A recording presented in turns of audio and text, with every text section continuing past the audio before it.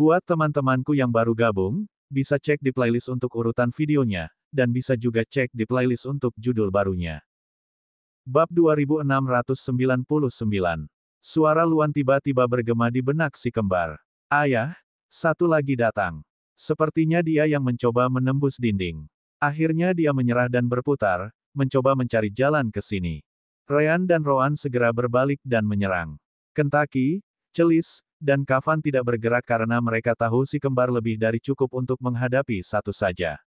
Hanya Sansara yang sedikit bingung karena dia tidak tahu ada Wonder Beast lain yang datang.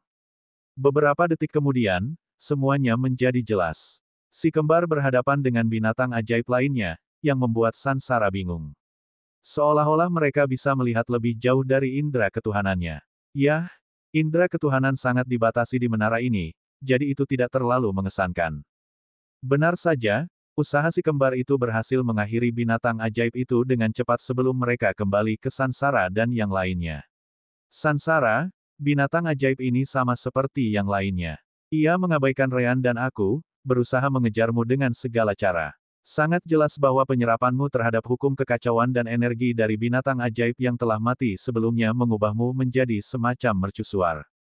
Tidak hanya itu, Ryan menambahkan. Hukum kekacauan yang tercampur dalam hukum kegelapan normal Anda jelas mengacaukan kendali Anda. Lebih buruk lagi, Anda bahkan tidak dapat melihat bahwa hukum itu kacau. Saat itulah Kafan memikirkan sesuatu dan berbicara dengan Sansara yang kini jelas-jelas khawatir. Ia begitu khawatir hingga ia bahkan tidak berpikir untuk menyerap hukum kekacauan dan energi binatang ajaib yang baru saja dibunuh si kembar. Sansara, kau bilang pemahamanmu melangkah lebih jauh setelah menyerap binatang ajaib yang mati, meskipun seharusnya kau sudah selesai memahaminya sejak lama. Aku tahu bahwa pemahaman tentang hukum adalah sesuatu yang bersifat pribadi. Pemahamanku tentang hukum kegelapan berbeda dari pemahamanmu dan orang lain. Namun, lanjut Kafan, ketika Anda melihat pemahaman pribadi Anda seharusnya dapat menunjukkan dengan jelas di mana Anda telah meningkat. Semua orang mengangguk, termasuk Sansara. Setiap langkah yang mereka ambil dalam pemahaman hukum mereka, termasuk kelompok si kembar ketika mereka baru saja memulai, sangat jelas bagi mereka secara pribadi. Hanya saja, mustahil untuk menjelaskannya kepada orang lain karena pemahaman hukum setiap orang berbeda-beda. Kafan akhirnya bertanya, karena itu, perhatikan baik-baik ingatan dan pemahamanmu.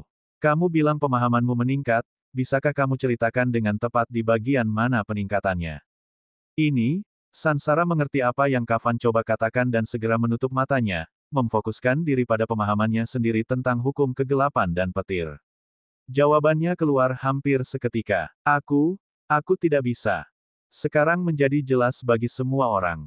Itulah masalahmu. Hukum kekacauan dan energi binatang ajaib tidak membantumu memahami apapun. Sebaliknya, mereka membuat indramu mati rasa terhadap hukummu sendiri dengan cara yang bahkan tidak dapat kau pahami. Di atas segalanya, mereka membuatmu lebih lemah, dan menjadi sasaran empuk bagi binatang ajaib lainnya. Asteris ledakan. Asteris. Tiba-tiba, Sansara meninju dinding, menyebabkan sekelilingnya bergetar karena kekuatan yang dahsyat. Tentu saja, dinding itu tidak tergores sedikit pun. Bagaimana itu bisa terjadi? Tidak, pertama-tama, apakah hal seperti ini mungkin terjadi? Aku belum pernah mendengar sesuatu yang mampu mengacaukan pemahaman seseorang terhadap hukum mereka. Kafan menggelengkan kepalanya. Sebagai seorang semi-celestial lainnya, dia bisa membayangkan apa artinya hukum-hukumnya sendiri kacau. Itu sama sekali berbeda dengan melupakannya. Bagaimanapun, mereka bisa memahaminya lagi, dan itu cukup cepat dengan bantuan kekuatan waktu. Namun, apakah mungkin untuk menyingkirkan hukum-hukum kekacauan yang bercampur itu? Dia tidak tahu. Untuk saat ini, satu hal yang jelas. Kamu sama sekali tidak bisa menyerap lagi hukum-hukum kekacauan dan energi binatang ajaib ini. Itu hanya akan membuatmu semakin lemah. Itu buruk. Kentucky memikirkan masalah lain. Kita datang ke tempat ini untuk mencoba menjadi lebih kuat sehingga kita bisa menghadapi para ahli yang datang dari alam semesta lain. Jika semi-celestial lain di menara membunuh lebih banyak binatang ajaib dan menyerap hukum mereka tanpa henti, bukankah itu malah akan melemahkan kekuatan alam semesta kita secara keseluruhan? Semua orang menatap Kentucky dengan heran. Itu sangat mungkin. Rowan segera menatap Kafan. Kita harus menghentikan ini. Apakah kau punya cara untuk menghubungi semi-celestial lainnya? Yah, Kafan memang punya cara. Cara yang sama yang ia gunakan untuk menghubungi semi-celestial lain di belahan lain alam semesta, dengan mengubah hukum. Masalahnya adalah mengorbankan pemahamannya tentang hukum untuk mencapainya saat itu juga. Lagi pula, mereka tidak punya banyak waktu baginya untuk memahami hukum-hukum itu lagi saat berada di menara ini. Tidak perlu. Namun Sansara yang memimpin. Aku iblis, dan biasanya aku tidak peduli dengan orang lain. Meskipun demikian, yang lebih buruk daripada membiarkan semi-celestial lainnya menjadi lemah adalah kehilangan alam semesta kita karena orang luar. Anggap saja ini balasanku karena telah menunjukkan masalah ini kepadaku sebelum aku bertindak terlalu jauh. Aku akan menghubungi semua orang. Sebelum ada yang bisa mengatakan apapun, hukum dunia mulai berubah di sekitar Sansara. Perubahan ini memengaruhi hukum di seluruh dunia Loporit, yang mudah diperhatikan oleh semua semi-celestial di menara. Kafan, tentu saja, juga memperhatikannya. Sebagai seorang semi-celestial, dia akan dapat memastikan apakah Sansara benar-benar menyampaikan pesan atau tidak. Sansara membuatnya sangat sederhana. Ia menjelaskan semua yang ia temukan dan memberitahu masing-masing semi-celestial di menara cara mengonfirmasinya. Tentu saja, mereka cukup menguji kekuatan hukum mereka, dan mereka akan dengan mudah memahami bahwa mereka memang menjadi lebih lemah. Tidak hanya itu, ia juga menggunakan metode Kafan dan memberitahu semua orang untuk memeriksa apakah mereka dapat mengetahui di mana pemahaman mereka telah meningkat. Begitu ia selesai melakukannya, Sansara memotong pesannya. Kafan mengangguk padanya, puas. Itu sempurna. Jika mereka masih bersikeras mengabaikanmu, maka mereka hanya bisa menyalahkan diri mereka sendiri atas akibatnya. Suara Luan sekali lagi bergema di benak semua orang. Teman-teman, satu lagi datang. Roan mengarahkan sabitnya ke belakang Sansara sambil meliriknya. Sekarang, pertanyaannya adalah apa yang harus kita lakukan selanjutnya. Tapi pertama-tama, mari kita selesaikan tamu baru itu. Bab 2700. Sansara sekali lagi menyadari binatang ajaib baru itu jauh lebih lambat daripada kelompok si kembar, yang membuatnya sangat bingung. Meskipun demikian, ia dapat menebak bahwa itu ada hubungannya dengan Luan. Pupil matamu, apakah itu mungkin mata suci? Tanyanya kepada Luan, yang pernah mendengarnya di masa lalu. Hanya saja ras ini tidak ada di dunia bawah, jadi ia tidak begitu mengenalnya. Luan mengangguk padanya. Siapapun akhirnya akan mengerti bahwa dialah yang membantu memeriksa bahaya. Memang ada. Begitu ya, Sansara tidak bertanya lebih jauh karena tidak ada gunanya. Si kembar dengan mudah menghabisi Wonder Beast dengan bantuan Kentucky untuk menghemat energi. Kemudian, mereka kembali ke Sansara, Luan, Kafan, dan Celis. Baiklah, masalahnya di sini adalah Sansara, Roan mulai berbicara. Jika kami membiarkanmu mengikuti kami akan menarik hampir semua Wonder Beast di sekitar. Kami tidak akan pernah mencapai puncak menara seperti itu. Sansara bukanlah orang bodoh.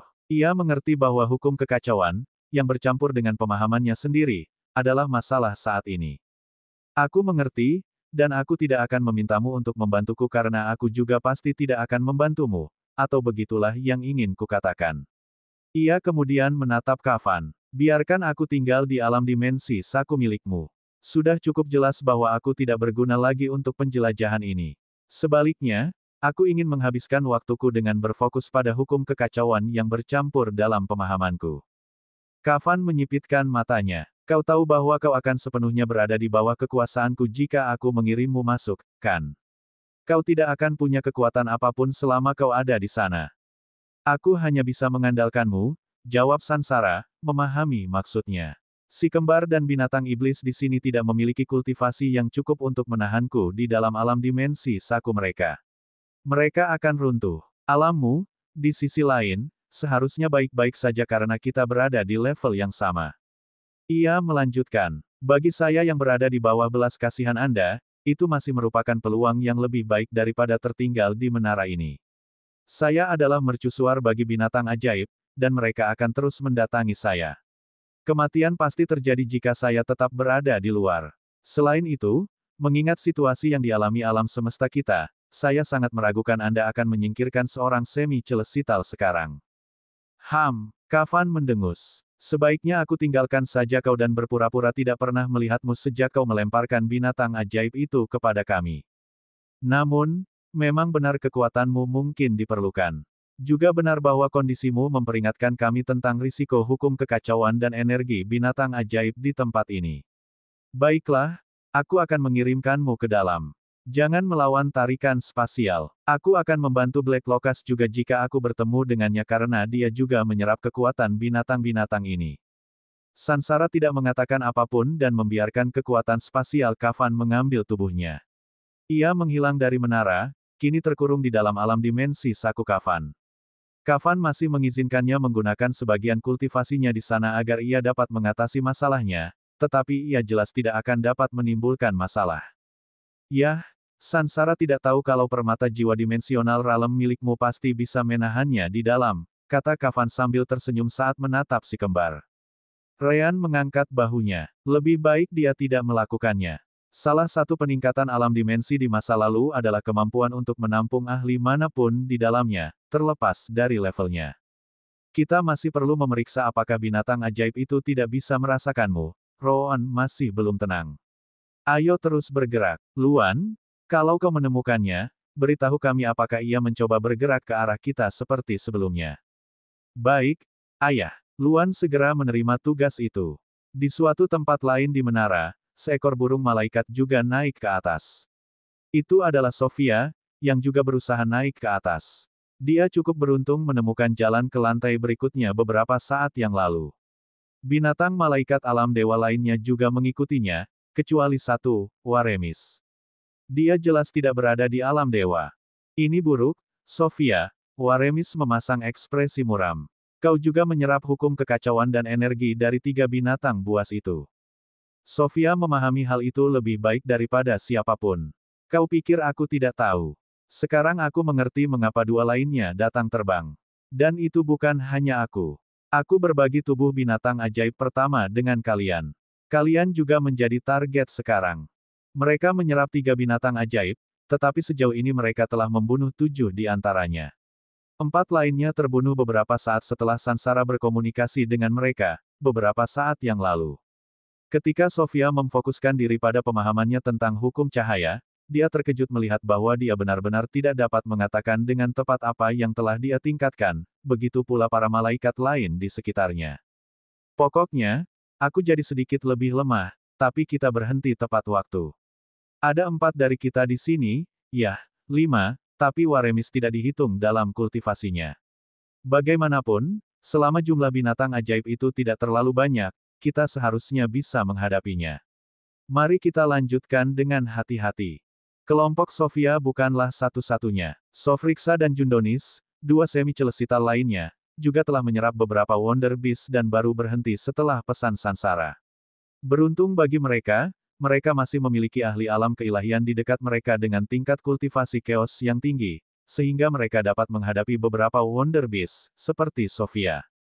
Sedangkan untuk para semi-celestial lainnya, mereka lebih berhati-hati.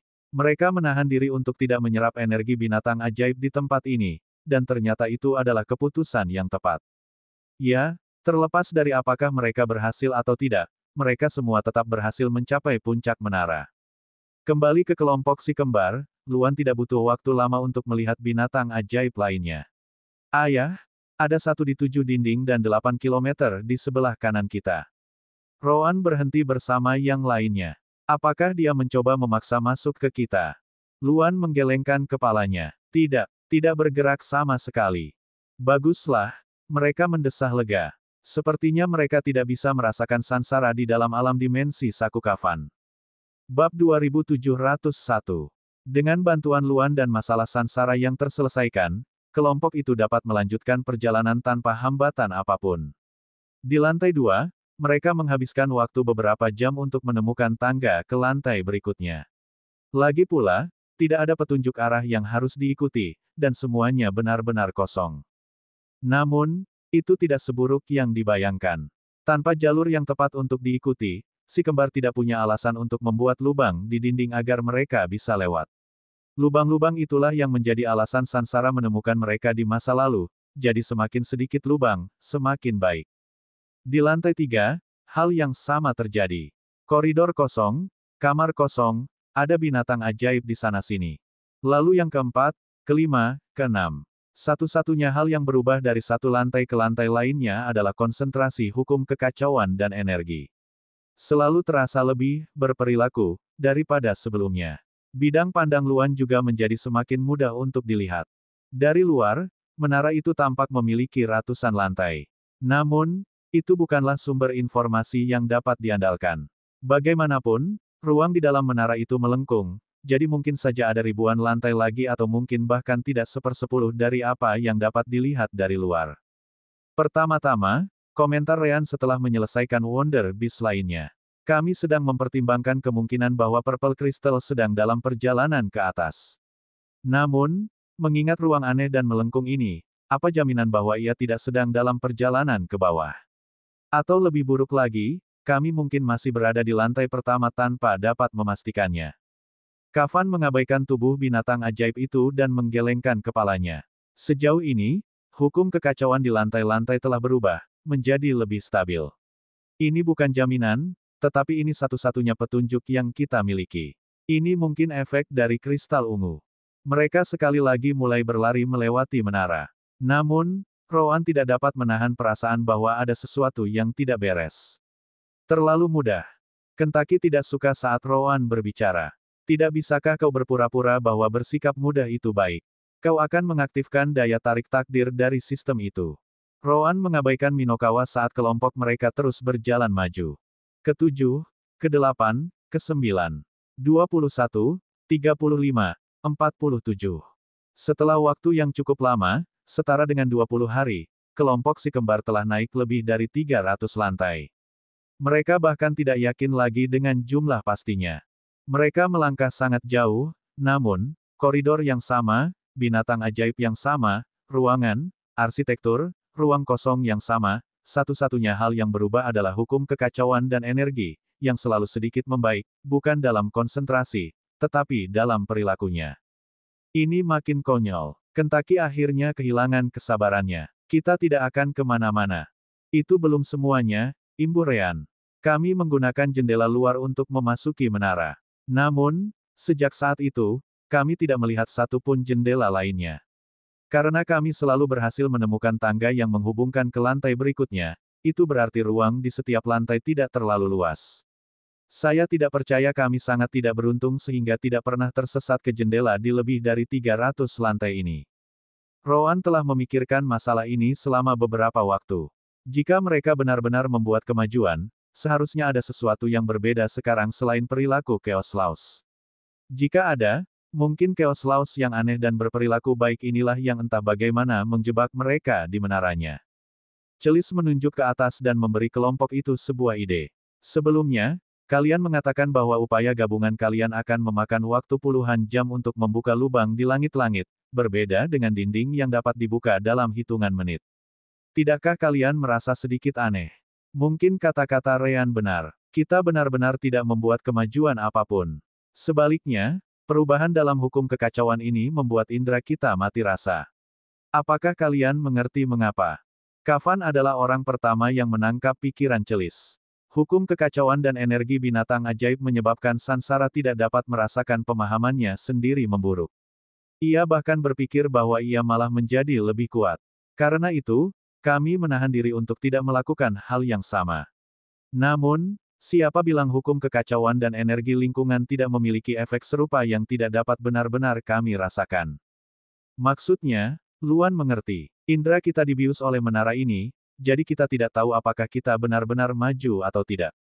Benar, Celis mengangguk sambil terus menunjuk ke langit-langit. Fakta bahwa langit-langit ini jauh lebih kuat mungkin menjadi kuncinya. Ryan, Rowan, mungkin butuh waktu puluhan jam seperti yang disebutkan Rowan sebelumnya, tetapi aku ingin kalian mencoba membuka lubang di langit-langit. Aku yakin Ryan akan menganggapnya sangat menarik. Aku mau. Ryan menyipitkan matanya saat sebuah ide muncul di benaknya. Begitu ya, mungkin ini akan sangat menarik. Rowan jelas tidak keberatan dengan pengaturan itu. Mereka buntu, dan dia tidak punya ide lain. Baiklah, mari kita coba. Rowan tidak bercanda di masa lalu. Bahkan setelah 1 jam penuh menggunakan elemen gelap dan terang milik si kembar, Ryan dan Roan nyaris tidak berhasil membuat gumpalan kecil di langit-langit. Mengingat ketebalannya, puluhan jam mungkin merupakan perkiraan yang sangat konservatif. 1 jam menjadi 2, lalu 5, 10, 20, lubang di langit-langit bertambah sangat lambat, tetapi setidaknya menara itu tidak memiliki kemampuan memperbaiki diri. Setelah 3 hari bekerja terus-menerus, Ryan akhirnya menemukan apa yang Celis duga ada di dalam langit-langit. Persetan dengan ini benar-benar formasi sialan. Ryan dapat melihat dengan jelas bentuk sebuah rune yang tersembunyi di dalam langit-langit, dan setelah menganalisanya sejenak, Ryan dapat mengatakan bahwa itu adalah formasi spasial, yang merupakan formasi tingkat tinggi. Sister Orb, periksa. Ya, tidak diragukan lagi, itu adalah formasi legendaris, dan itu adalah formasi tingkat tinggi. Itulah sebabnya aku tidak bisa merasakan kehadirannya melalui sistem. Itu melampaui kemampuan sistem. Roan mendengus. Jadi kita mungkin berada di lantai yang sama sampai sekarang, tetapi hukum kekacauan terus membuat indera kita mati rasa, sehingga mustahil bagi kita untuk merasakan perubahan ini di ruang yang terdistorsi ini. Begitu banyak waktu yang terbuang. Namun, pada saat yang sama, itu lebih masuk akal. Bagaimana mungkin bagian dalam menara tidak memiliki pertahanan sama sekali? Itu konyol. Kavan memeriksa formasi itu dengan Ryan. Yah, sebenarnya rune itu. Mereka tidak dapat melihat rune lainnya kecuali si kembar membuka seluruh langit-langit lantai, yang akan memakan waktu lama. Meskipun demikian, Ryan dan Kavan mencapai kesimpulan yang sama. Itu rune yang sangat rapuh, bukan begitu, Ryan? Tanya Kavan sambil tersenyum dingin. Hahaha, Ryan tertawa menanggapi. Formasi yang sangat kuat yang bahkan dapat menggunakan hukum kekacauan, tentu saja, itu akan sangat rumit dan rapuh. Itu menjelaskan mengapa langit-langit sangat sulit ditembus. Itu adalah pertahanannya. Roan melirik keduanya. Maksudmu, kita bisa menghancurkannya? Ryan dan Kavan menjawab bersamaan. Bab 2702. Ryan dan Roan terus mengerjakan langit-langit. Ini adalah formasi yang rumit dan rune yang rumit. Namun, satu rune saja tidak akan cukup. Kavan dan Ryan perlu mengakses setidaknya beberapa puluh rune. Untungnya, mereka sudah membuat lubang di langit-langit, jadi mereka hanya perlu bekerja menyamping, yang menghemat banyak waktu. Binatang ajaib muncul sesekali. Lagi pula, mereka tidak tinggal diam setiap detik. Beberapa berkeliaran, dan beberapa akhirnya menemukan jalan menuju kelompok si kembar. Namun, Kavan, Kentucky, dan Celis tidak membiarkan mereka mengganggu si kembar. Pekerjaan itu berjalan tanpa masalah. Tidak ada semacam pembelaan terhadap apa yang dilakukan Ryan dan Roan, dan alasannya sebenarnya cukup sederhana. Tidak seorang pun seharusnya dapat melakukan apa yang dilakukan si kembar. Keberadaan mereka sendiri menentang logika, berkat sistem permata jiwa. Meskipun demikian, fakta bahwa langit-langit itu sangat kuat tidak berubah. Meskipun mereka membuka ruang di sisi langit-langit, mereka butuh waktu hampir seminggu untuk mendapatkan akses ke cukup banyak rune. Untuk memastikan mereka mendapatkan apa yang mereka butuhkan, mereka juga menemukan beberapa rune lagi hingga mencapai 100. View, Ryan menatap rune terakhir sambil tersenyum. Sekarang kita punya semua yang kita butuhkan. Kavan mendekat dan mengangguk, puas. Ya, ini akan baik-baik saja. Satu-satunya keraguan sekarang adalah apa yang akan terjadi begitu kita menghancurkan formasi ini.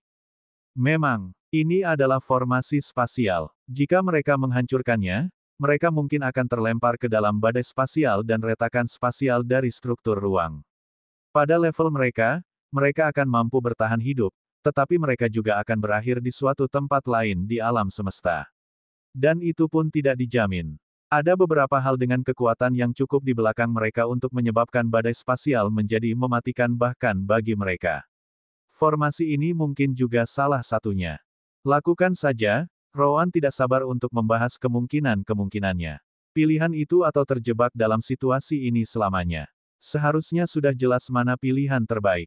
Ryan dan Kavan mengangguk. Roan benar. Ryan, aku akan mengurus setengah dari rune-rune itu. Kavan memposisikan dirinya saat berbicara.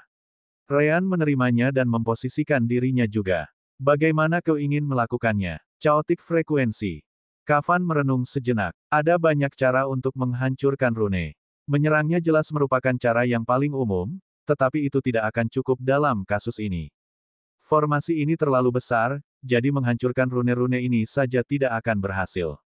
Mereka harus menggunakannya untuk menghancurkan formasi secara keseluruhan, dan cara yang baik adalah mengacaukan frekuensi sirkulasi energi formasi. Saya rasa orang-orang di balik pembangunan formasi ini tidak akan memperhitungkannya. Jika tidak berhasil, kita tinggal menghancurkan rune-rune ini, dan formasi ini akan tetap berfungsi. Kafan akhirnya menolak ide itu. Mari kita gunakan metode yang lebih pasti. Bagaimana dengan energi asing? Memang butuh waktu lebih lama, tetapi hampir tidak ada formasi yang bisa mengatasinya, terutama formasi seperti ini yang menggunakan rune yang sangat rumit dan rumit. Ryan mempertimbangkannya dan melihatnya sebagai pilihan yang bagus. Baiklah, Dark Element kebetulan cocok untuk pekerjaan itu. Aku akan menyamai hasil kerjamu, Kafan Senior. Bagus. Kafan segera bersiap untuk bekerja. Mulailah dengan bagian rune yang bertanggung jawab atas penyaluran energi. Lakukan secara perlahan sehingga elemen gelap dapat dibawa melalui formasi tanpa menimbulkan banyak masalah. Setelah cukup terkumpul, semuanya akan turun. Ryan mengidentifikasi rune yang diperlukan dan mulai bekerja dengan Kafan. Itu adalah rencana yang cukup sederhana jika Anda hanya menyebutkannya. Mengikis fondasi sirkulasi energi dan sisanya akan mengikuti. Namun, untuk benar-benar melakukannya, seseorang harus benar-benar menguasai formasi tingkat tinggi, yang jelas-jelas dikuasai oleh Kafan dan Ryan. Pekerjaannya lambat, tetapi tidak selambat membuka langit-langit untuk mencapai rune. Ketika waktu 2 hari berlalu, rune yang dikerjakan Kafan dan Ryan menunjukkan reaksi. Asteris retakan. Rune pertama retak, dan sirkulasi energi di dalamnya menjadi kacau. Tak lama kemudian, seluruh rune itu pecah. Melihat itu, Kafan dan Ryan tersenyum, tahu bahwa itu baru permulaan. Asteris retak. Retak. Beberapa rune pecah lagi, dan sirkulasi energi di dalam formasi secara keseluruhan mulai tidak pada tempatnya. Suara rune yang retak tidak hanya berasal dari rune yang dapat diakses Kafan dan Ryan. Tak lama kemudian, mereka juga mendengar suara retakan teredam di sekitar koridor tempat mereka menginap. Kentucky, yang berada lebih jauh di koridor, berteriak. Ryan, aku juga bisa mendengar suara yang sama di sini. Di sisi lain, di kejauhan, Celis juga berbicara. Hal yang sama terjadi di sini. Selain itu, aku bisa merasakan kekuatan spasial di area ini berubah. Baiklah, kalian berdua bisa kembali sekarang, kata Ryan. Ia dan Kafan turun, melihat hasil kerja mereka dengan bangga. Kapan saja sekarang? Elemen gelap Kafan dan Roan telah menyebar kemana-mana melalui rune. Jauh di sana, di lokasi lain, para ahli semi-celestial dan alam keilahian juga mulai mendengar suara yang sama beberapa jam kemudian. Formasi itu semakin dekat, dan hukum spasial lingkungan dengan cepat mulai menggila. Retakan spasial segera mulai muncul di mana-mana. Dinding dan langit-langit, yang tampaknya hampir mustahil untuk dilewati oleh para ahli lainnya, kini mulai retak karena kekuatan kekacauan spasial. Kelompok si kembar kemudian membuat penghalang di sekeliling mereka. Tunggu. Keadaan mulai menjadi menarik. Asteris ledakan, dentuman, dentuman, dentuman, dentuman. Suara retakan kini menjadi ledakan. Hukum kekacauan dan energi menjadi semakin kacau, memicu gangguan spasial dan membuka banyak retakan di ruang itu sendiri. Akhirnya, formasi itu tidak dapat mempertahankan dirinya lagi dan semuanya runtuh. Dengan itu, penglihatan semua orang menjadi kabur. Mereka semua mengerti bahwa ruang menara yang melengkung itu kembali ke keadaan semula. Jika mereka tidak ditelan oleh retakan dan badai spasial, bentuk menara yang sebenarnya akan segera terungkap kepada mereka semua. Tiba-tiba si kembar mendengar suatu suara langsung dalam pikiran mereka. Asteris pin. Asteris. Koneksi dengan fragmen fondasi asing diperoleh. Hukum spasial kini dapat digunakan untuk mengakses sumbernya. Terima, ya tidak. Dan seperti biasa, tiket emas dan batu apapun diterima. Bab 2703. Ini, Ryan dan Roan tidak menyangka hal itu. Sistem telah memberi mereka misi yang terkait dengan fragmen asing, jadi mereka pikir sistem tidak akan mengganggu lagi sampai misi itu sendiri selesai. Namun, ada satu waktu sistem itu campur tangan selama transfer spasial. Itu kembali ketika si kembar berjalan menuju alam dewa. Saat itu, si kembar memasuki portal untuk membimbing mereka dan teman-teman mereka ke alam dewa bersama-sama, berharap untuk dibawa ke wilayah ras binatang iblis. Namun, sistem itu tiba-tiba aktif dan mengubah koordinat transfer spasial mereka. Belakangan, si kembar menemukan alasannya, fragmen Yayasan Semesta Pertama. Mereka berakhir di benua tempat fragmen itu berada, dilindungi oleh salah satu teman lama Solgem. Teman itu berbicara dengan jiwa Solgem. Ia akhirnya memberikan fragmen itu kepada si kembar dan membiarkan jiwanya sendiri menghilang sehingga ia akhirnya bisa bereinkarnasi. Sekarang, melihat sistem mengacaukan perpindahan spasial lainnya, yang membawa semua orang kembali ke bentuk asli menara, sistem melihat kesempatan untuk membawa si kembar ke pecahan asing juga. Namun, si kembar tidak banyak berpikir. Itu pasti akan menghemat banyak waktu. Yang terpenting, mereka tidak tahu apakah mereka akan terlempar ke sudut acak lain di alam semesta saat ruang yang terdistorsi ini menghilang, jadi itu lebih baik. Dengan menggunakan indera surgawi mereka hanya memberi tahu Celis, Kentucky, dan Kavan untuk memasuki alam dimensi permata jiwa. Dengan begitu, mereka tidak akan terpisah seperti yang terjadi saat itu. Luan sudah berada di alam dimensi, jadi mereka hanya perlu mengirim ketiganya ke dalam. Kavan, Celis, dan Kentucky tidak bertanya mengapa dan membiarkan kekuatan spasial dari permata jiwa dimensi membawa mereka pergi. Sekarang, hanya si kembar yang tertinggal. Dengan pikiran, Ryan dan Rowan menjawab sistem. Ya, koordinat ditetapkan, tujuan berubah. Hukum dan kekuatan spasial di sekitar si kembar dengan cepat menyelimuti mereka di tengah semua kekacauan itu. Penglihatan si kembar semakin kabur sebelum mereka menghilang sepenuhnya. Ruang menara yang melengkung akhirnya runtuh, mengembalikan menara ke bentuk aslinya. Ternyata semua orang yang memasuki menara tidak pernah meninggalkan lantai pertama. Sofia, Vansal, Sofriksa, Gragatu, Moloch, Flinyu, sebut saja. Semua orang yang telah memasuki menara dan belum mati muncul di tengah lantai pertama menara. Bahkan Black Locust, yang telah menyerap lebih banyak hukum kekacauan dan energi daripada siapapun, berhasil bertahan hidup hingga sekarang dan muncul di sana. Hati-hati, kalau kita semua ada di sini, pasti binatang ajaib juga ada di sini. Sofia adalah orang pertama yang menenangkan diri dan langsung berteriak kepada para ahli di sekitar. Semua orang segera meningkatkan kewaspadaan mereka dan mengedarkan kultivasi coas mereka. Namun, beberapa detik berlalu tanpa terjadi apa-apa. Baru kemudian semua orang menyadari bahwa binatang ajaib itu sudah tidak ada lagi. Apa yang terjadi? Black Locust duduk di tanah, tampak lelah. Dia tampak seperti telah berlari sepanjang hidupnya. Gragatu menyipitkan matanya. Dia adalah salah satu ahli yang tidak menyerap hukum kekacauan atau energi dari binatang ajaib, terutama setelah peringatan Sansara. Dia dalam kondisi yang relatif baik karena dia tidak pernah menjadi sasaran. Aku berhasil melewati lebih dari 100 lantai, tetapi sepertinya aku tidak pernah pergi kemanapun, dan lingkungannya tidak pernah berubah.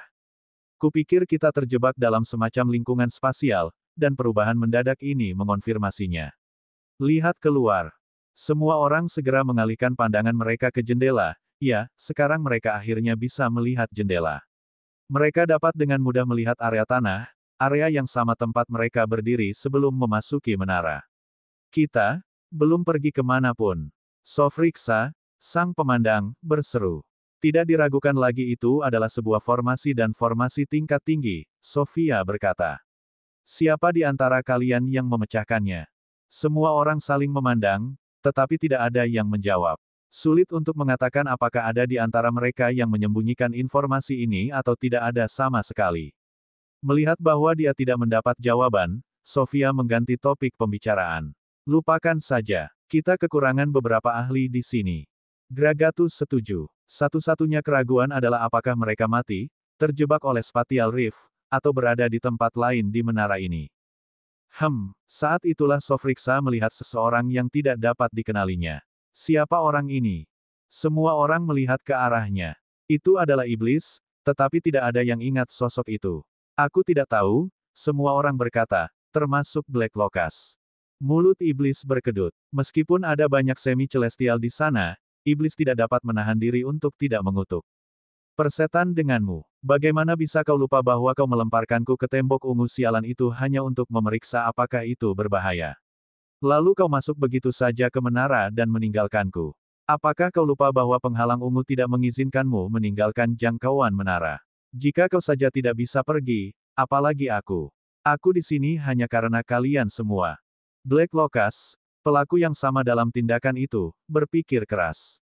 Oh, aku memang melakukannya, bukan?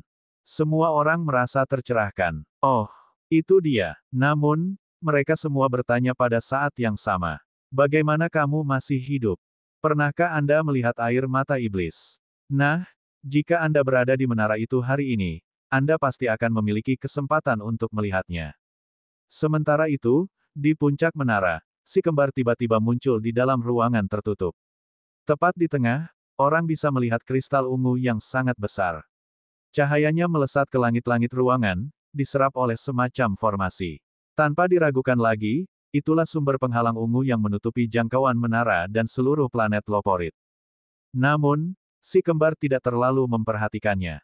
Itu karena mereka bukan satu-satunya yang ada di sana.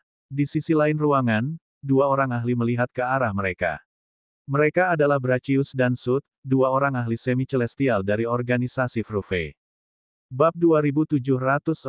Si kembar melangkah maju, begitu pula kedua semi-celestial. Ketika mereka sudah beberapa meter jauhnya, Ryan akhirnya berbicara dengan ekspresi bingung.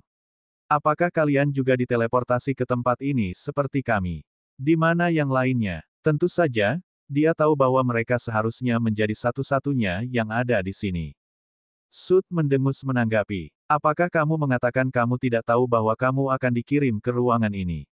Agak sulit dipercaya. Mata Roan menyipit. Bagaimana dengan kalian berdua? Brachius memikirkannya sejenak sebelum berkata, itu bukan urusanmu. Kau punya dua pilihan. Satu, terima segel budak di jiwamu atau mati di sini. Aku sungguh tidak ingin membunuhmu. Bakatmu jauh di atas orang lain, terutama setelah apa yang kami dengar saat kau pergi ke belahan alam semesta lainnya. Organisasi Fruve kami lebih suka memanfaatkan bakatmu daripada membiarkanmu binasa di sini. Roan tersenyum dingin. Jika di tempat lain, kami mungkin akan mempertimbangkan pilihan itu. Sayangnya bagimu, kita berada di negeri ajaib. Kau boleh mencoba keberuntunganmu, tetapi aku sarankan kau mundur saja. Sud tidak sesabar Brachius. Cukup omong kosong ini. Ayo habisi mereka dan ambil fragmennya. Para idiot lainnya tidak akan butuh waktu lama untuk tiba. Begitu dia menyelesaikannya, energi asal surgawi dan hukum kekacauan berkumpul bersama dengan elemen airnya. Domain perampasan air. Sud adalah roh dari ras Nayat, jelas memiliki afinitas elemen air. Namun, domainnya adalah tentang menghilangkan air dari lingkungan, termasuk air di dalam tubuh seseorang. Domainnya langsung menutupi si kembar, yang seharusnya mengubah mereka menjadi kerangka dan daging kering. Sayang sekali, Sud menyadari bahwa cahaya putih menyelimuti si kembar, yang sepenuhnya meniadakan kekuatan domainnya. Sepertinya kau punya beberapa trik. Brachius mendesah dan menggelengkan kepalanya. Baiklah. Tiba-tiba, total 1000 pedang muncul di sekitarnya, semuanya pada tingkat puncak keilahian. Formasi pedang segudang. Domain tepi. Prasasti yang tak terhitung jumlahnya muncul pada ribuan pedang itu, menciptakan kubus bilah yang sempurna di sekitar area tersebut. Tidak hanya itu, domain Brachius juga mencakup formasi ini.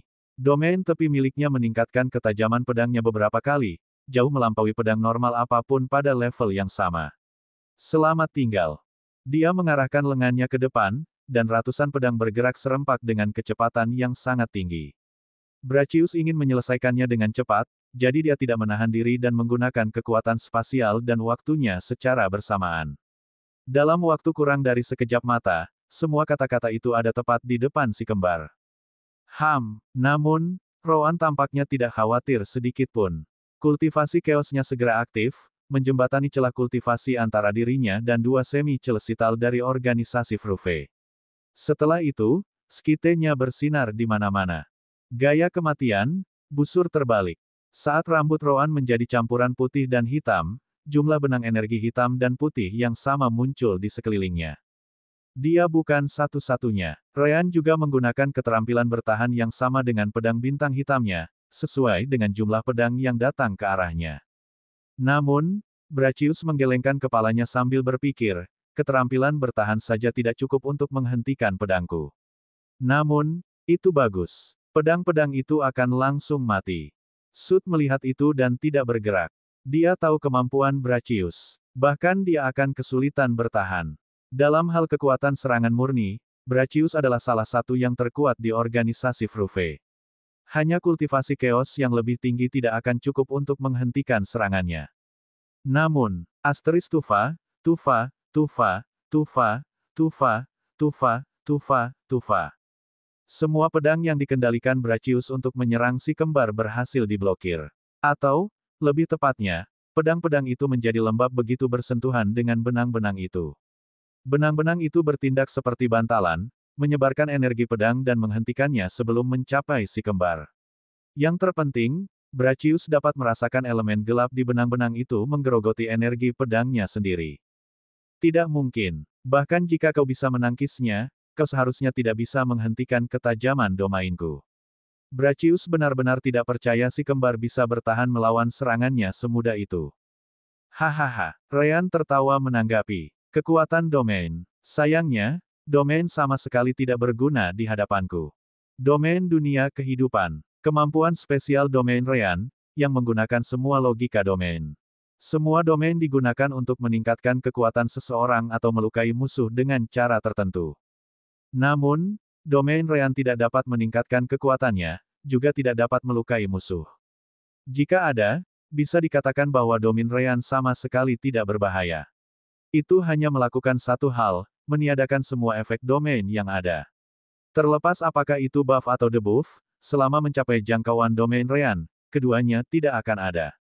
Meski begitu, efek air dari Sud dan efek ketajaman dari Brachius sama sekali tidak ada dalam jangkauan itu. Roan tidak menunggu mereka pulih dari keterkejutannya saat ia menyerang. Domain dunia kematian, gaya hidup, peningkatan. Gaya kematian, udara bayangan. Kekuatan tubuhnya semakin meningkat dengan kemampuan Ryan saat shadow air miliknya membuatnya menghilang dalam kegelapan domain miliknya sendiri. Domain Roan hanya meningkatkan kesengsaraan Brachius dan Sud. Bukan hanya domain mereka tampaknya tidak berpengaruh pada si kembar, tetapi mereka sekarang merasakan domain Roan bercampur dengan domain mereka sendiri, terkikis dari dalam. Ya, kemampuan domain Roan untuk menghancurkan dan melemahkan domain lain terlihat jelas, dan itu sempurna dengan penggunaan skill pergerakannya, shadow air. Saat Roan muncul lagi, dia sudah berada di depan Sud. Banyak bicara, sedikit tindakan. Gaya kematian, 3 cakar naga. 3 sabit putih yang diselimuti kegelapan dan cahaya putih muncul, menargetkan kepala, jantung, dan pinggang Sud. Sud langsung meledak marah. Jangan merendahkanku, anak jahat. Perairan. Tiba-tiba, tubuh Sud berubah menjadi cairan, menyebabkan 3 sabit Roan menembusnya. Segera setelah itu, air berkumpul lagi, membentuk badan air di belakang Roan. Bahkan lebih banyak air terkumpul melalui manipulasi elemen air Sud sebelum terbagi menjadi tetesan yang tak terhitung jumlahnya dan ditembakkan ke Roan dan kemanapun ia bisa melarikan diri. Mutilasi air. Brachius mengendalikan pedangnya, bersiap untuk menyerang balik. Sayangnya, Ryan sudah ada di sana untuknya. Tidakkah kau lihat mereka sedang bermain? Ayo kita bersenang-senang. Bab 2705. Api kehidupan, ledakan bintang putih. Ratusan bola elemen cahaya dan api muncul, diikuti oleh pedang bintang hitam milik Ryan. Mereka semua memiliki aura senjata dan energi langit milik Ryan, yang semakin meningkatkan kekuatan mereka. Mengenai kekuatan waktu, kedua belah pihak menggunakannya sejak awal, jadi mereka saling meniadakan. Asteris ledakan, dentuman, dentuman, dentuman, dentuman. Ruangan bergetar dan retakan di angkasa muncul karena kekuatan ledakan yang dahsyat. Namun, Ryan hanya tersenyum. Dia tahu ini tidak akan cukup untuk menjatuhkan semi-celestial. Di sisi lain, Reversive Arcs muncul sekali lagi di sekitar Roan. Namun, beberapa water droplet yang ditembakkan Sud berhasil menembus, menusuk tubuh Roan di beberapa titik. Roan menyipitkan matanya, merasakan bahwa tetesan air ini melewati stellar bodies defense-nya, masuk hingga 1 cm penuh dan mengeluarkan darah. Bahkan dengan Chaos Cultivation untuk menjembatani celah itu, kurasa kau tetap tidak bisa meremehkan seorang semi-celestial. Jika Roan terkejut, Sud benar-benar terkejut. Dia tahu kekuatan Water Mutilation miliknya. Namun, dia bisa tahu dengan Divine Sense miliknya bahwa beberapa tetes yang melewati pertahanan Roan hampir tidak menyebabkan kerusakan sama sekali. Kekuatan tubuh macam apa itu? Tidak hanya itu, Waterlaw miliknya yang seharusnya mengacaukan tubuh Roan tampaknya tidak melakukan apapun. Jelas, efek domain Ryan masih aktif dengan baik. Roan tidak memberinya waktu untuk berpikir dan langsung melakukan serangan balik. Namun, begitu dia bergerak, puluhan pedang muncul, menyerang tepat di titik yang akan dia gunakan keahliannya. Sabit Roan mengenai pedang-pedang itu, menghancurkan beberapa di antaranya. Formasi pedang ini benar-benar menyebalkan. Di sisi Ryan, ia melihat bola besar yang terbuat dari pedang, lebih mirip kepompong pelindung. Pedang itu kemudian terbuka, memperlihatkan Brachius di dalamnya. Benar saja, ia mampu bertahan melawan White Stellar Explosion. Ryan dan Roan kemudian bergerak ke sisi masing-masing, begitu pula Brachius dan Sud. Kedua duo itu saling memandang, tahu bahwa tidak ada pihak yang benar-benar diuntungkan dalam pertukaran pertama itu. Ryan kemudian berkomentar, benar-benar mengesankan, armormu memang jauh lebih canggih daripada yang kubuat. Cara armormu mendukung elemen dan hukum dalam serangan dan pertahananmu sungguh luar biasa. Aku belajar banyak di sini. Tidak, lebih baik lagi, kalian berdua belum mencoba mengubah hukum seperti yang dilakukan semi-celestial lainnya, jadi kalian masih menahan diri. Memang, para Fruve belum menggunakan kekuatan semi-celestial mereka. Baju zirahmu tidak jauh lebih buruk, kata Brachius. Aku melihat bagaimana Roan terkena tetesan air Sud. Tubuhnya memang sangat kuat, tetapi kekuatan benturan awal dari tetesan itu juga diredam oleh rune baju zirah itu. Roan tahu itu. Itulah sebabnya dia terkesan saat terkena dan terluka, meski hanya sedikit. Tetesan itu harus melewati pertahanan armor Ryan dan stellar bodinya. Mengingat Sud masih belum menggunakan kekuatan semi-celestialnya untuk mengubah hukum guna meningkatkan kekuatannya, orang bisa membayangkan seberapa kuat serangannya. Tidak diragukan lagi para Fruve ini jauh lebih kuat daripada para semi-celestial dari 3 alam lainnya karena sistem armor mereka sendiri. Nah, si kembar tidak tahu apakah mereka benar-benar menyebutnya sistem armor. Sud lebih terkesan dengan domain mereka. Di mana kamu belajar menggunakan domain dengan cara seperti itu? Ceritakan padaku bagaimana kamu melakukannya. Kami belajar sendiri, tetapi kamu tidak benar-benar berharap kami memberitahu kamu caranya, kan? Jawab si kembar. Lagi pula, kapan kamu akan mengubah hukum? Sebaiknya kamu segera melakukannya. Kalau tidak, kamu tidak akan bertahan lama. Kau hanya menggunakan kultivasi chaos milik Loporit untuk menjembatani kesenjangan kultivasi. Namun, itu tidak dapat melindungimu dari jumlah. Apa kau benar-benar berpikir kami satu-satunya yang datang kali ini? Sud bertanya dengan senyum dingin. Asteris suara gede, suara gede, suara gede. Asteris. Begitu dia selesai mengatakan itu, 3 ahli lainnya muncul di ruangan itu. Si kembar segera mengenali yang pertama. Itu adalah Tofal, yang mereka pikir tidak datang ke negeri ajaib kali ini. Sedangkan untuk 2 lainnya, si kembar belum pernah melihat mereka sebelumnya, tetapi mereka jelas juga semi-celestial. Siapapun yang bodoh bisa tahu mereka bersembunyi di dalam alam dimensi Saku Sud dan Brachius. Benar saja, organisasi Fruve memang memiliki cukup banyak semi-celestial. Masih belum terlambat bagimu untuk menerima segel budak, komentar Brachius. Setelah apa yang kau tunjukkan tadi, aku yakin organisasi akan menerimamu. Masa depanmu, jika kita berhasil menghadapi para ahli dari alam semesta lain, tidak terbatas bersama kami. Ryan mengangkat bahunya. Baiklah, dan menurutmu apakah hanya kamu yang membawa bantuan? Jangan mencoba bersikap tangguh, Brachius menggelengkan kepalanya. Alam dimensi Saku memiliki batas. Alam ini hanya dapat menampung para ahli dengan kultivasi yang sama atau lebih rendah. Bahkan jika kau membawa orang lain keluar, kau hanya akan mengirim mereka ke kematian mereka bersamamu karena mereka paling banyak berada di alam ruang waktu. Kesempatan terakhir, terimalah segel budak. Aku tidak begitu yakin, sebuah suara yang familiar tiba-tiba bergema di benak setiap orang. Tepat setelah itu, 3 sosok muncul begitu saja di sana, seperti yang dilakukan Fruves. Tentu saja, ketiganya adalah Celis, Kentaki, dan Kafan. Tak perlu dikatakan betapa terkejutnya keluarga Fruve saat melihat Kafan. Mereka tahu bahwa dia berasal dari alam dimensi si kembar. Namun, itu seharusnya tidak mungkin. Kehadiran Kafan di sana seharusnya telah menghancurkan alam dimensi si kembar begitu Kafan memasukinya. Bagaimana? Melihat keterkejutan mereka, Kafan tertawa. Hahaha, apakah kalian menyukainya? Begini, aku tidak menghabiskan seluruh hidupku di sisi lain semesta tanpa melakukan apapun. Aku punya banyak waktu untuk melakukan apapun yang aku mau. Kebetulan saja aku berhasil menemukan cara untuk menciptakan alam dimensi Saku yang dapat menampung para ahli tingkat lebih tinggi daripada tuan rumah itu sendiri. Itu jelas sebuah kebohongan, tetapi Kavan tidak keberatan menarik perhatian pada dirinya sendiri. Yang terpenting adalah tidak mengungkapkan keberadaan Soul Gem System. Lalu kenapa? Toval melangkah maju. Kau satu-satunya semi-celestial di pihakmu.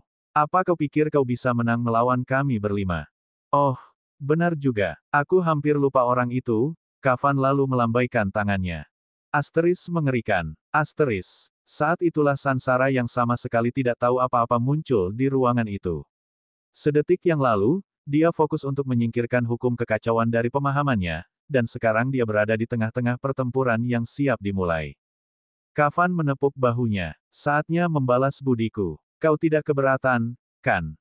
Sansara terdiam. Bagaimana bisa semuanya berakhir seperti ini? Bab 2706. 2706 Aku punya rencana. Kavan kemudian menceritakan semua yang terjadi melalui pesan indera surgawi. Tentu saja, dia menyembunyikan apapun yang mungkin dapat mengungkap sistem permata jiwa. Dalam pesan itu, dia hanya mengatakan bahwa mereka diteleportasi ke sini tanpa keinginan mereka. Para Frufes melihat itu dan menyipitkan mata mereka. Mereka jelas telah melihat pertarungan si kembar melawan Brachius dan Sud. Tidak diragukan lagi bahwa di negeri ajaib ini, si kembar benar-benar memiliki kekuatan yang mirip dengan semi-celestial. Di atas segalanya, mereka bahkan memiliki versi sistem armor yang sedikit lebih buruk. Kavan jelas bukan orang yang bisa mereka remehkan. Ia dianggap sebagai semi-celestial tertua, dan itu juga benar di mata Frufes. Jenis energi barunya yang menggabungkan energi kematian dengan kekuatan jiwa dan energi asal surgawi jelas bukan untuk pamer. Lalu ada Celis dan Kentaki. Mereka hanya memiliki informasi tentang kedua binatang iblis dan plan dari saat mereka melawan binatang ajaib di luar menara. Mereka tidak yakin apakah mereka sekuat si kembar, tetapi mereka tampaknya memiliki tingkat kekuatan yang sama di luar, setidaknya. Satu-satunya kelemahan dalam kelompok si kembar tampaknya adalah Sansara sendiri. Semua orang ingat ketika Sansara mengubah hukum untuk menghubungi semua semi-celestial di menara. Itu jelas mengharuskannya melupakan banyak pemahamannya tentang hukum. Di atas segalanya, sepertinya dia mengetahui tentang masalah dengan Wonder Beast karena dia mencobanya sendiri, jadi kekuatannya seharusnya lebih rendah. Dia bisa dianggap sebagai semi-celestial terlemah di ruangan ini saat ini. Sansara menyusun pikiran-pikiran itu dan tersenyum pahit.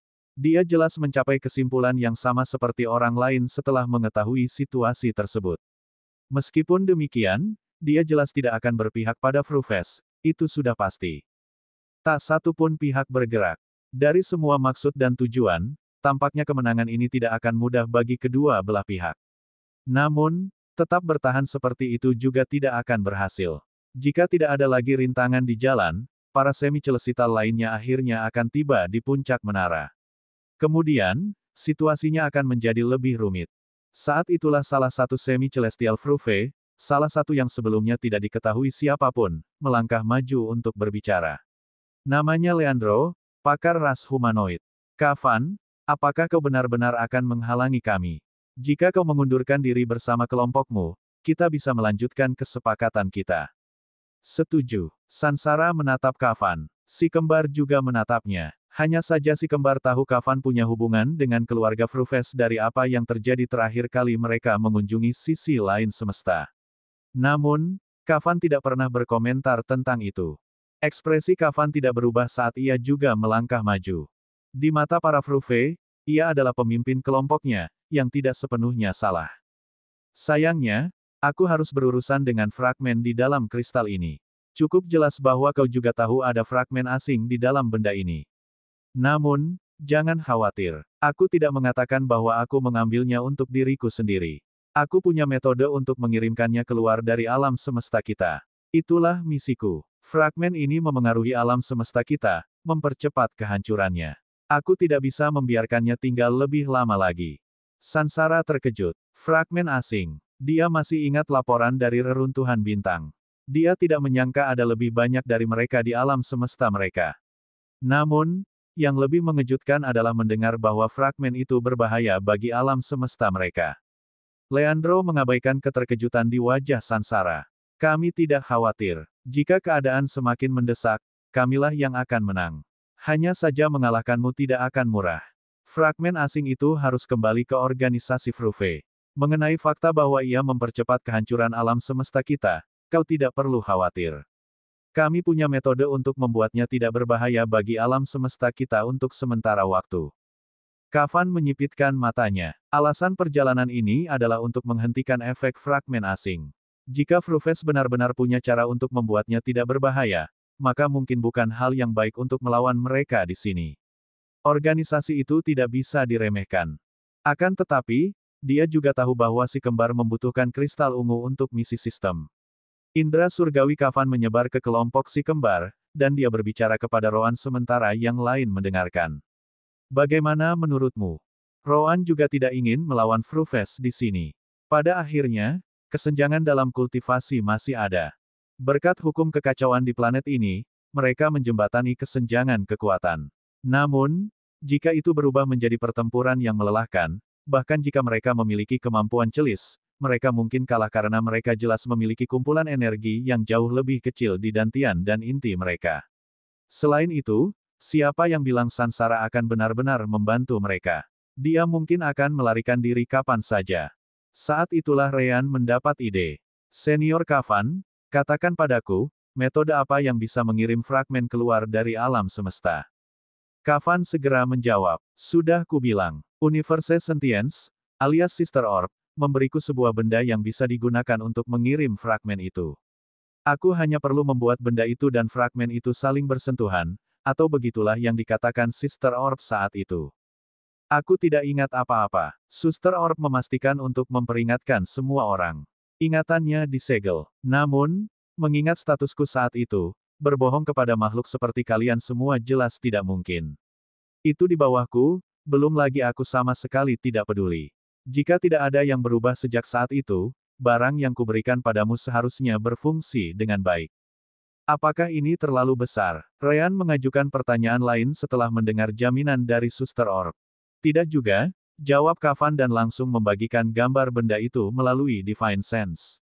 Ternyata benda itu sangat mirip dengan kontrol orb tempat sistem dan Sister Orb berada. Hanya saja ukurannya sebesar mutiara. Melihat itu, Ryan tersenyum dalam hati. Aku punya rencana. Bab 2707 Akuisisi. Sesaat kemudian, Kavan mengangguk pada Leandro. Itu bukan hal yang mustahil. Namun, seberapa yakinkah kamu bahwa organisasimu benar-benar dapat mencegah bahaya yang disebabkan oleh fragmen? Leandro dan Kavan sama-sama semi-celestial. Meskipun tidak ada cara untuk menjadi ahli di level mereka, berbohong juga bukan ide yang bagus. Naluri para ahli seperti itu tidak main-main. 80%. Mungkin sedikit lebih tinggi, tetapi saya memutuskan untuk bersikap konservatif. Di atas segalanya, tampaknya benar-benar ada peluang untuk menyelesaikan masalah di sini tanpa pertempuran. Kavan mengangguk puas. Bukan tidak mungkin bagiku untuk menerima tawaranmu atas nama kelompok kita, tapi aku punya syarat. Bicaralah, pinta Leandro. Dari penampilannya, dia adalah pemimpin sejati grup Fruve. Kristal ungu, Kavan tidak berpikir dua kali. Aku ingin kristal ungu di tempat fragmen itu berada. Jika kau mengizinkan kami memiliki kristal ungu, maka kami tidak peduli dengan fragmen itu. Kristal ungu jelas merupakan harta karun yang luar biasa, dan keluarga Fruve tampaknya menyadari kemampuannya. Namun, pemahaman hukum bukanlah hal yang penting bagi mereka. Mereka hanya peduli dengan fragmen asing, tidak ada yang lain. Jika mereka dapat memperoleh kristal ungu dan fragmen, bagus. Jika tidak, fragmen sudah lebih dari cukup. Kami terima. Tentu saja, Leandro juga menambahkan. Namun, kami tidak tahu cara mengeluarkan fragmen dari kristal. Anda harus menunggu sampai kami kembali ke organisasi Fruve dan mengekstraknya. Kami telah berbisnis dengan satu sama lain selama bertahun-tahun, jadi Anda harus tahu bahwa kami akan menepati janji kami. Tidak perlu, namun, Kavan menggelengkan kepalanya. Aku punya cara untuk memisahkan kristal ungu dan fragmen. Selama kamu memiliki fragmen, kamu tidak keberatan, kan? Jangan khawatir, aku tidak akan melakukan apapun pada fragmen. Kristal ungu sama pentingnya bagiku. Leandro merenung sejenak. Tak seorang pun dari semi-celestial di pihaknya mengatakan apapun, tampaknya menerima bahwa Leandro memegang kekuasaan keputusan tertinggi. Itu bisa dipertimbangkan. Bagaimana kau akan melakukannya? Rowan melangkah maju setelah mendengar itu. Aku punya hubungan garis keturunan dengan para Loporit. Chaos Lash dan energi dalam kristal itu dapat diserap dengan cukup cepat jika aku yang memimpin prosesnya. Metodenya sangat sederhana dan kau seharusnya bisa tahu bahwa tidak ada risikonya. Aku akan fokus menyerap hukum chaos dan energi kristal ungu dengan cara seperti corong. Itu akan membuka jalan menuju fragmen tepat di tengah kristal. Kau bisa mengekstraknya sendiri. Bagaimana menurutmu? Semua orang terkejut mendengar bahwa Rowan memiliki hubungan garis keturunan dengan para Loporit. Itu berarti Ryan juga memiliki hubungan yang sama karena mereka adalah saudara kembar. Tidak heran kultivasi chaosmu menjadi begitu tinggi hingga mampu melawan kami di planet ini. Itu juga menjelaskan mengapa para Loporit berusaha keras untuk membantumu, kata Leandro. Akhirnya, dia mengangguk. Baiklah, kita semua akan mengelilingi kristal itu, dan kau bisa mulai bekerja. Namun, jika aku merasa ada yang tidak beres, jangan salahkan aku karena bersikap tidak sopan. Kita berdua akan kehilangan banyak hal jika kita memulai perkelahian di sini, jadi kamu tidak perlu khawatir, jawab Kafan. Kedua kelompok itu mengepung kristal itu sebelum Rowan menyentuhnya. Ryan, Celis, dan Kentaki mengikutinya, mulai menyerap properti kristal itu dari dalam.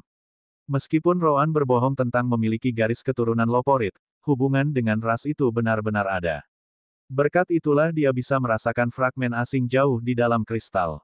Rowan kemudian menunjukkan di mana Ryan, Celis, dan Kentaki harus menyerap kristal tersebut dan memberitahu mereka untuk tidak peduli dengan pemborosan energinya. Prioritas utamanya adalah membuka jalur menuju fragmen di dalamnya. Setelah itu selesai, mereka masih akan memiliki hampir seluruh kristal untuk digunakan. Saat si kembar melakukan itu, Sansara masih tersesat dalam kejadian ini. Namun, sekali lagi, dia tidak punya pilihan dalam hal ini. Dia benar-benar yang terlemah saat itu. Dia hanya bisa menghela napas dan mengikuti arus. Dia hanya bertanya-tanya kemana perginya para semi-celestial lainnya. Dia tahu mereka ada di puncak menara, di lantai terakhirnya. Menara itu memang sangat besar, tetapi dengan kekuatan semi-celestial, menempuh jarak antara lantai pertama dan lantai ini tidak akan memakan waktu lebih dari beberapa menit bahkan jika kau bergerak dengan sangat hati-hati. Memang ada alasannya. Ketika ruang yang terdistorsi itu menghilang, semua orang muncul kembali di lantai pertama. Namun, mereka segera mengetahui bahwa mereka masih tidak bisa terbang ke puncak menara di bagian luar. Bagian luar masih dilindungi oleh kekuatan spasial itu. Meski begitu, mereka hanya bisa kembali ke menara dan naik melalui lantai-lantai seperti sebelumnya. Tanpa ruang terdistorsi, mereka dapat memeriksa melalui jendela bahwa mereka benar-benar membuat kemajuan kali ini.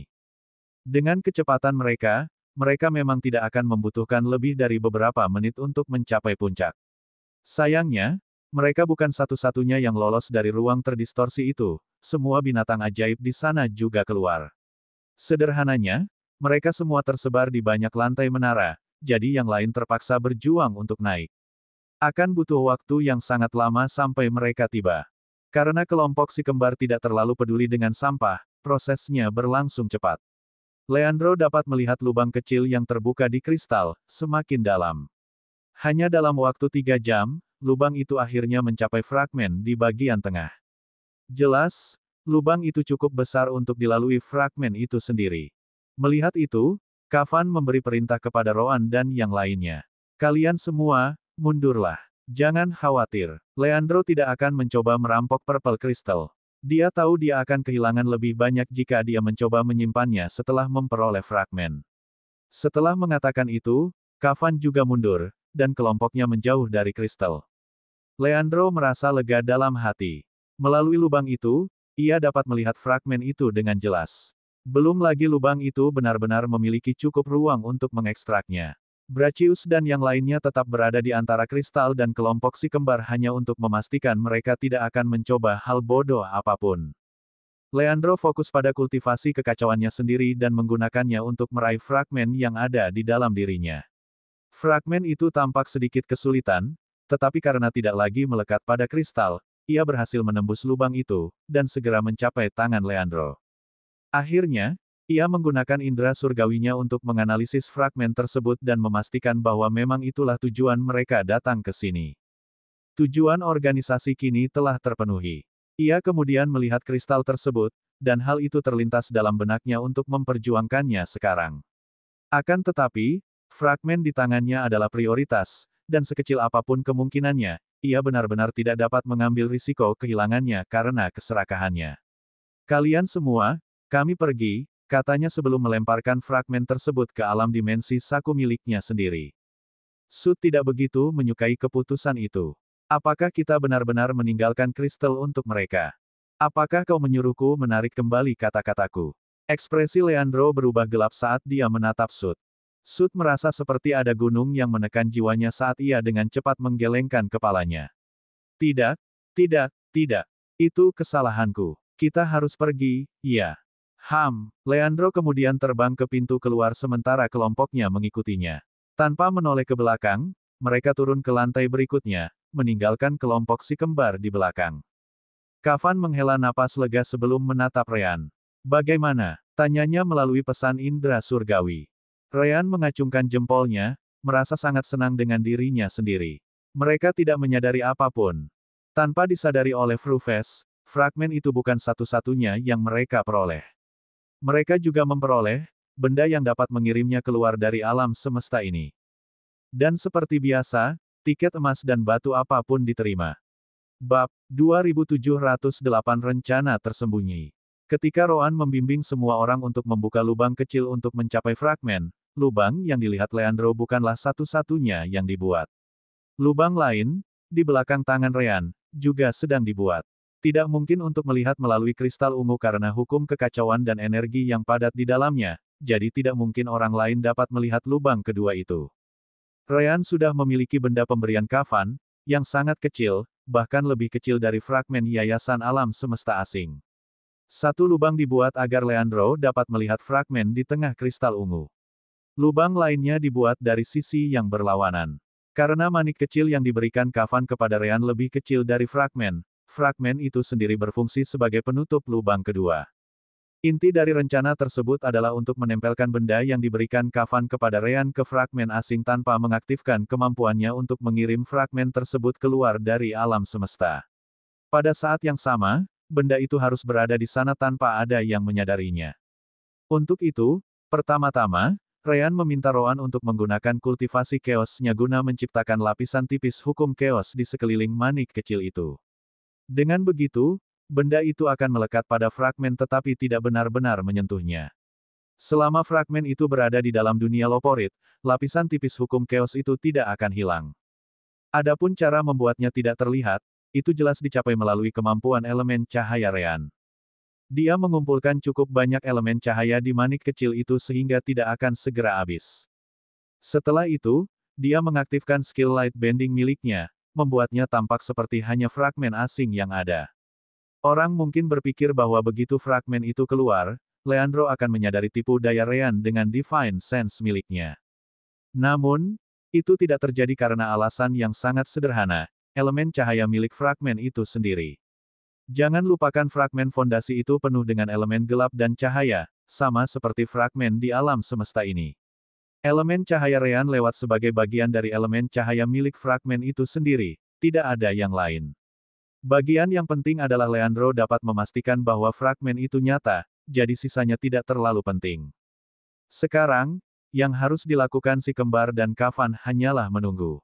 Begitu Frufes keluar dari negeri ajaib, hukum kekacauan yang menyelimuti manik kecil itu akan menghilang perlahan. Roan yakin bahwa dalam beberapa jam, lapisan tipis hukum kekacauan dan energi di sekeliling manik itu akan kehilangan kekuatannya karena tidak akan ada lagi hukum kekacauan dan energi yang bisa diserap. Secara alami, manik dan pecahan itu akan saling bersentuhan. Pada saat itu, tidak penting lagi di mana fragmen itu berada.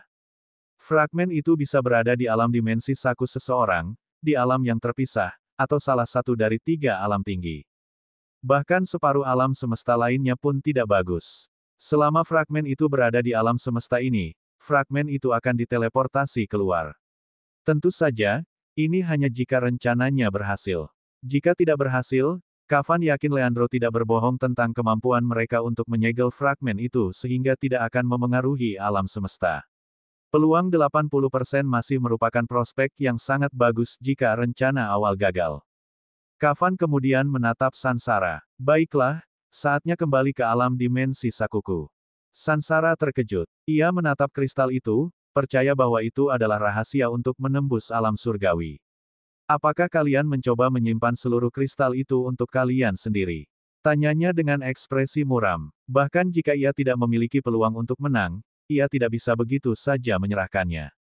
Tidak apa-apa, Master, Rowan menghentikan Kavan. Biarkan dia menyerap sebagian kristal ungu juga. Dia akan segera menyadari bahwa itu tidak ada hubungannya dengan menerobos ke alam surgawi. Sansara tidak percaya. Kalau begitu aku akan melihatnya sendiri. Tidak ada yang menghentikan Sansara, yang dengan cepat menyentuh kristal ungu. Seketika, ia mengerti apa yang dimaksud Rowan. Kristal ungu adalah bentuk ekstrim dari hukum dan energi kekacauan yang terkonsentrasi. Hanya saja, kristal itu berada dalam bentuk yang dapat diserap tanpa risiko apapun. Bagi siapapun yang berada di bawah kultivasi alam Dewa Puncak, kristal itu jelas merupakan harta yang menantang surga. Namun, bagi seorang semi-surgawi seperti dirinya yang telah menggabungkan subhukumnya ke dalam hukum utamanya, kristal itu benar-benar tidak berguna sama sekali. Sansara tidak memiliki apapun lagi untuk dipahami. Tidak mungkin, Sansa tampak murung. Lalu, mengapa kita harus melalui semua ini? Kita semua mengira hukum kekacauan dapat membantu kita memasuki alam surgawi. Namun, bahkan kristal ungu ini tidak memiliki hukum surgawi di dalamnya. Kavan tidak mengerti Sansara, jadi dia memutuskan untuk mengatakan yang sebenarnya. Apakah kau ingin tahu apa yang terjadi pada mereka yang memasuki alam surgawi? Perhatian Sansara tertuju. Kau? Apa yang kau? Kavan mengangkat tangannya. Kau tidak perlu tahu mengapa aku punya informasi ini.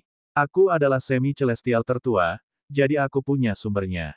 Yang perlu kau ketahui hanyalah ini. Kavan kemudian mengatur pikirannya dan mengirim Sansara sebuah pesan indera surgawi. Ia bahkan memberitahu Sansara bahwa sentience semestalah yang memberitahunya segalanya. Sansara tidak tahu harus berkata apa. The Universe Sentience. Kami berteori bahwa itu memang ada sejak lama, tetapi tidak ada yang pernah membicarakannya, dan bagian tentang diusir dari alam semesta jika Anda berhasil. Kavan mengangkat bahunya. Sudah kubilang apa yang bisa kukatakan. Terserah padamu apakah kau mau percaya atau tidak. Yah, kalian para iblis tidak peduli dengan kehidupan orang lain, jadi kalian mungkin akan mengambil kesempatan untuk menerobos dan meninggalkan alam semesta ini untuk selamanya, kan?